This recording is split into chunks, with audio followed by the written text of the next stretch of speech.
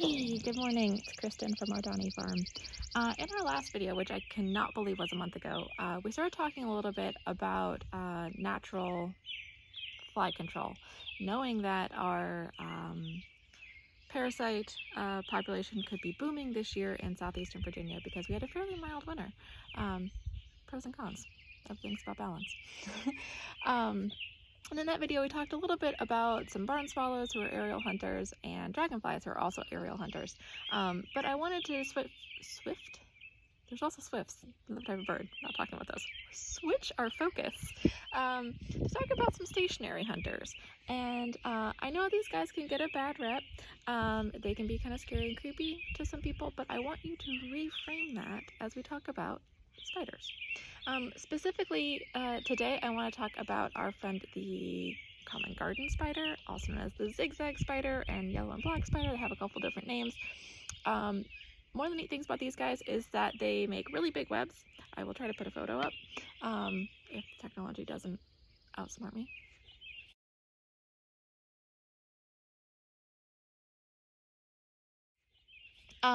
With a nice zigzag pattern in the middle of the web. And it is theorized that they do this very kindly so that birds and us don't walk through it, which I appreciate because we have a few in our area and I work around them because they're in our blackberries and in our gardens and stuff.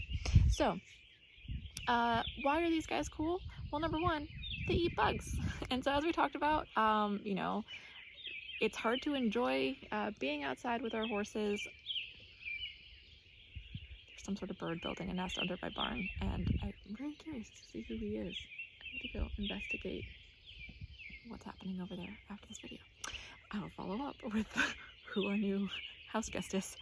But they eat all sorts of insects. They eat grasshoppers, which will help protect our gardens.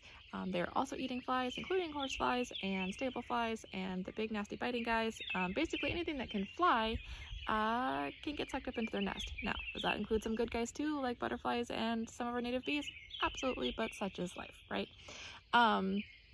Another helpful habit of these guys, and again, they're big but super sweet. They are venomous, but nothing that can actually impact us, and will not attack unless you mess with them. So, like, try not to mess with them.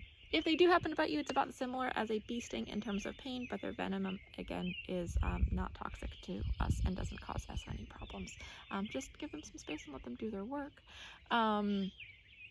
Another kind feature of them to help us help them and avoid getting bitten and ruining their nests is that if you get close to them, they will actually bounce their webs to be like, hey, pay attention, please don't run into me.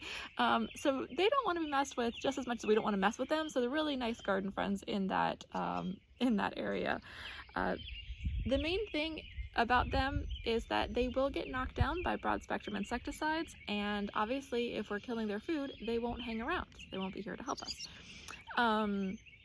They will also provide food for other birds, for birds and other animals as doing their part of the food chain.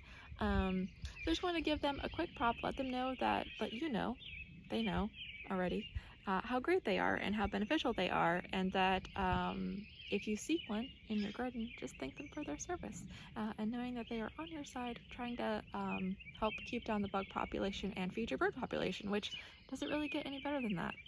I hope this helps. See you next time.